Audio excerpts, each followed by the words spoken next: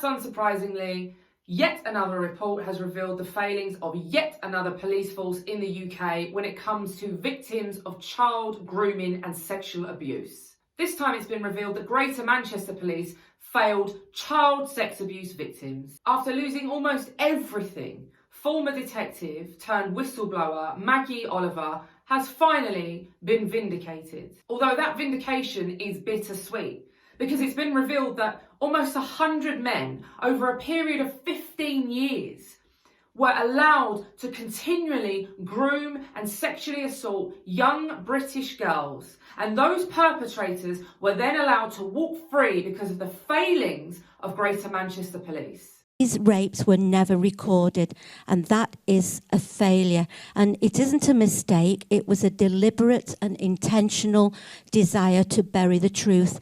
This has been 15 years of my life. It has almost destroyed me. All those children that we knew were being abused were cast aside. How many more children have those abusers abused in 15 years? It is unforgivable. It was only after a documentary was aired in 2017 called The Betrayed Girls that a report was commissioned. That report centres on Operation Augustus, which was set up way back in 2004 after the death of Victoria Agolia. She was a 15-year-old child in the care of Manchester City Council who reported being raped and injected with heroin by a 50-year-old Asian man. Despite that report, Victoria died of a drug overdose just 2 months later. This is an epidemic. It's a national scandal. It's sweeping across the UK and it's been going on for decades. Only now is it really being exposed that these police who are supposed to be protecting our children actually covered up these vile atrocities for what?